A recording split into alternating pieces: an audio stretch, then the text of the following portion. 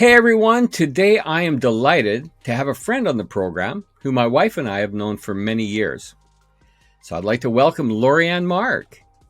Hi. Now, like many of us, Lorianne felt stuck in some personal areas, but she had noticed some patterns and decided to seek life coaching to gain another perspective and more self-awareness. And in her journey to freedom, confidence, and peace, she lost over 55 pounds in 5 months. Which she said it was embarrassingly easy. That's amazing, Lorianne. I mean, my goodness, who does that, right? But that's not all. She also realized that life coaching was the path for her, wanting to provide more tools and life-changing results for her clients. And Lorianne believes, like I do, that the inner work needs to happen first. So welcome, Lorianne. I'm so excited that you're joining us today. Now, Lorianne's topic is you can do hard things. Now, I already know a little bit about her story, but I'd love for her to share with you her story and how she came about to you can do hard things. So we're open ears, Lorianne. Just take us on your journey. Okay, well, like many of you, I suffered with a yo-yo dieting, up and down with my weight, and it was really frustrating for me. A lot of shame and a lot of different feelings about it. And about early on last year, I decided I was going to lose this weight, and I went on a diet. I gathered up some willpower and went on this diet, and I lost about 14 pounds and, felt pretty good. And then life happens, and I had this feeling that, something just wasn't right. I felt uncomfortable. And I did what I always did. I brushed it aside instead of looking at what was bothering me. And I went and found comfort in food. I broke my diet. And I felt so discouraged that I was there again. Here I am, a rather intelligent woman. I've done well in life overall, with my careers, my family, and everything. And yet, I'm on this diet, and 2 days later, or when something comes up, I'm standing in the pantry, chowing down on cookies and chips and anything I can get my hands on, like a 2-year-old. And Right. yeah, I felt so out of control. Like, this urge was so powerful, and it was embarrassing. I was angry, and I had a lot of self-loathing, and I blamed people. I blamed people in my life that didn't support me. I blamed the old sad version of myself, and I blamed health issues. I had a lot of pain, physical pain in my life, and I just really I really didn't think that I had it in me to see it through. Mm-hmm. And we've all been there. I mean, who hasn't, yeah. right? And not just once, but multiple times. Exactly. And I really believed that it could be different. I mean, it was for other people. Why couldn't it be for me? Right. And so I actually gained all of the 14 pounds back, plus some, but it was still on my heart, still in my brain. And I really didn't want to let go of it.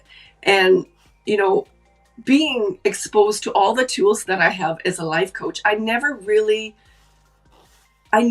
used them on myself. I was so judgmental and harsh with myself. Right. And I think that was really key. Is I took time. I treated myself like I would a client. And I asked myself, and this may sound crazy, but I asked myself, do you want to lose the weight? And, just in that moment, Like, I don't think I ever really asked me before. It was, I should do this, or I have to do this. Mm-hmm. And the energy was a lot of pressure and a lot of negativity about myself. This time it was different. I asked myself if I wanted to lose the weight, and I sat there and I really thought it through. So I could lose the weight. Life would be 50-50. Life happens. Just because you arrive at your ideal weight doesn't mean everything in your life is roses, right? Yeah, yeah. And then, or I could learn to just use the tools that I have to have self-acceptance. So I really thought it through. And for me, the decision was that I wanted to lose the weight. Mm-hmm. And so just like I would a client, we went on quite a journey together, me and little life coach Lori. And your dog, you got a wonderful dog that you go walking with. Yeah, and you know, great support system. Yeah, absolutely. Yeah. So I understood, like, this is where I used all the negative as a positive. Mm-hmm. I had the experience of failing, so I had knowledge of triggers and different thoughts that I would have, different fears, different insecurities, different emotions that would rise up. Can I ask you a quick question here? Yeah. When you recognize those triggers, how did that come about? Like, how did you recognize a trigger and go, oh, okay. And obviously you made a bullet list or whatever in your mind or wherever that I need to watch for these things in my feelings or different aspects of your life. What did that look like? It looks differently depending on the situation, but quite often I'll have a feeling, like I'll have an emotion. This is what the E stands for here in my SPEKO. Okay. I'll have an emotion, and it's like up here, maybe a situation or a circumstance, and that is neutral. It's my thought or my perceptions regarding that. Okay. That actually causes the feelings in me. So if I have a feeling that isn't quite right, I have to ask myself, what thought is triggering that? Mm-hmm. It's just a tool that I use to become more self-aware, because most of our thoughts are subconscious. Like probably 95% of our habits in our life is lived out of our subconscious. Right. And so I wanted to bring them out of my subconscious, out of that just natural habit, acting and reacting, and be more aware of them. Because when you have awareness, then you can actually change them. Right. Excellent. Yeah. So, so basically what I did was, I started doing the heavy lifting, before I set out to change my actions and my results. Mm-hmm. And what I mean is I did all the mindset work and the emotional stuff prior to it. Okay. So I took all those circumstances that I had in my past, all those situations and obstacles, and I used them as stepping stones. Right. You know, to be more aware. And we all know ourselves. And even though we're all different, we actually have, our brains work the same. Our subconscious brain works the same. So we may have different ways of what will work for us, different methods and different strategies. Yeah. But it all comes down to finding what works for us, and what works for us is actually found in us. Yeah. So it's not found out there. Yeah. We're always looking for a quick fix. We're always looking to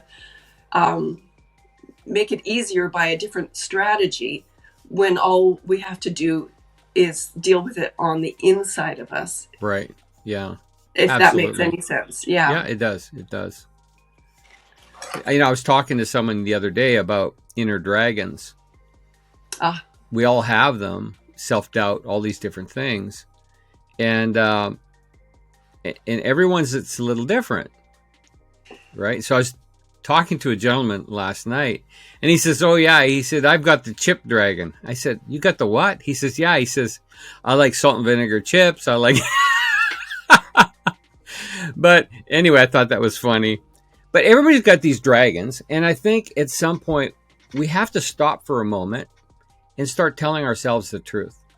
Yes. And yeah, because we stick our head in the sand even to our own feelings and what's going on in our own life, right? So, and if you want transformation, you got to go back to the beginning. Exactly. And say, okay, I'm going to stop lying to myself and giving all these crazy excuses. Some of them might be valid, but you know what? There's always many options. And so exploring all of that, which I thought was really cool, because part of your journey was to not just become a coach. That kind of came out of it, but was to be coached, because sometimes we need to get outside of our own paradigm. Yes. Yeah. We all have these different beliefs and things that, and if you've yo-yo diet, they're even stronger and stronger and stronger. Yeah. And so you have to kind of just peel them away little by little and replace them with what you want to think and what you want to believe. Yeah. So I had to get to that point in my mindset to be able to do the work on myself. Because there are these neural pathways in our brain, like the habits are like if you had a wagon wheel or a wagon, what's that thing called? You're pushing it through the mud. A wheelbarrow. Yeah. Yeah, so you're pushing this wheelbarrow and there's this rut. And it's just so easy because we're acting out of that 95% of our subconscious all the time to just slip right back into that. And that's kind of where our triggers are and our dragons, as you say. And so I had to look at different perceptions that I had. Like you said, the lies that I was telling myself, the excuses and the reasons, as valid as some of them were. I realized that because I really did desire. I started at the beginning. I wanted to make it, and I had to create a why that was bigger than my excuses. Right. And believe it or not, it was really hard because I was so deep in my stuff. Right. Like I had just a hairball of reasons and excuses and emotions that were hard to unravel and even think clearly. But with the pain in my body, with the excess weight, I wasn't able to properly play with my granddaughter. And I wasn't able to go for those walks. I could hardly walk across the floor of my store that I was working in. And, so I did have a reason. Like I had to get in touch with that. Like I wanted to be free. I wanted to be healthier. I wanted to be able to enjoy my family. And it kind of comes down to our different values and stuff.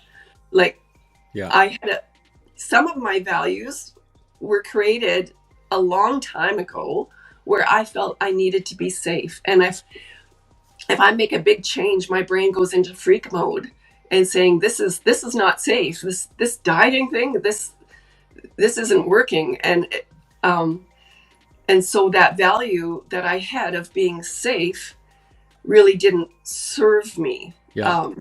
It's like, no, that served me at a place in my life where I didn't feel safe. And I had to kind of let my brain know that I was being gentle, that this was for me, that I had good reasons. And I wasn't forcing it upon myself. It was actually something that I wanted. Right. And I think a lot of time that unsafety that we perceive really is a lie in itself, because it's not a matter of it being unsafe at all. That's right? Exactly right. Yeah. Like it's so funny because when you look at it after you're out of that intense emotional stuff, you can logically look at it more freer. But when you're feeling stuck, when you're feeling unable and powerless, like a victim, to do anything. Yeah.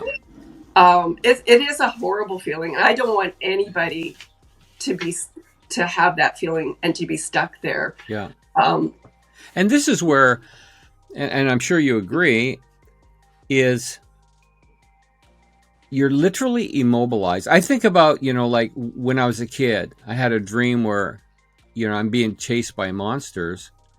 And as fast as you think you're running, you're like in slow motion, And I think when people get stuck, it's almost like that. They're just frozen. Yeah. And it's almost impossible for them to get out of that without some kind of a support system. Yeah. And I think it's super important when you align yourself with people who've been there, who have done that. They're already on the other side. They can look back and go, hey, I know exactly where you're at because I've been there, not just once, but many times. But trust me, there is light at the end of the tunnel. Take my hand and let's go on this journey together. Yeah, I think when you deal with all of the stuff from the past and you clean it up, kind of like a decluttering of your brain, and you put in it what you want, how it's like cleaning your house. You declutter everything and then you just bring back what you want, what's going to serve you towards your goal. I believe that if you aren't ready, if we aren't ready, then we're not ready. I agree. But we can ready ourselves. Okay. So how do we do that? That's by doing the work. That's by getting the support system. That's by looking where we've, getting in touch with ourselves, being honest.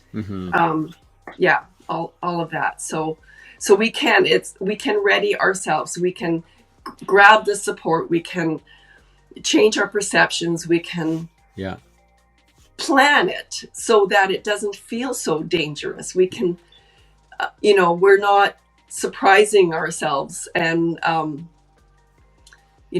should lose weight. I have to lose weight. And we're not using the negative feelings of self-loathing, and we're having compassion on ourselves and really taking care of ourselves because we want to. And it's not just about losing weight. No. Some people battle with things like diabetes and there are some things that are reversible, some things that are not.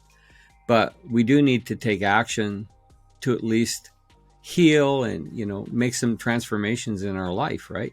Yeah, part of my thing that I had to do, one of my excuses was the pain in my body. Right. And the fact that I felt I couldn't exercise or do anything.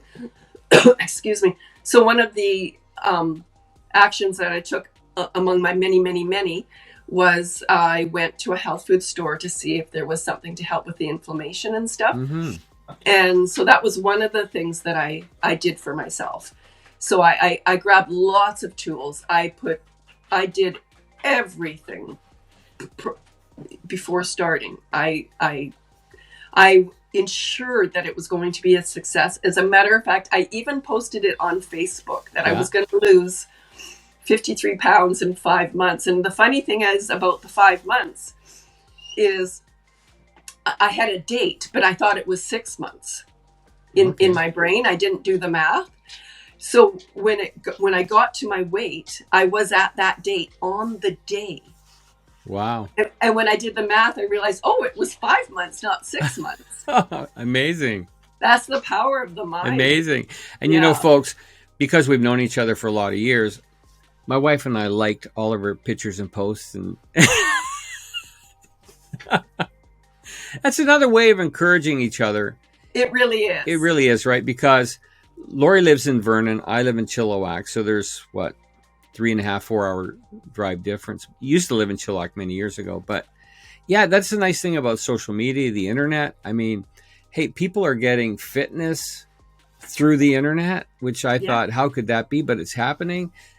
Yeah. So, we're leveraging the internet to really help our lives and grow and support system. It's amazing. It's amazing. I know. And to be able to coach this way, and people can go to someone that's not in their circle. Yes. and open up and experience coaching and self-awareness, maybe for the first time. Yes. To what's really triggering them. And it's such a beautiful thing. In a safe, non-judgmental environment. Exactly. Which is great. Yeah. You know what, Laura, we're really getting close to the end of our session here, but you've got all those letters behind you. Oh, yeah. I really would like you to just highlight every single one of those before we end the session. What is SPEKO? So this little tool, SPEKO, is my paradigm awareness tool. Okay. And it can be used in so many ways. I love this tool. And for any area of your life. So say you see a bowl of Cheetos. Right. So you feel this urge to have a handful. So the urge is our emotion. It's this feeling that we have.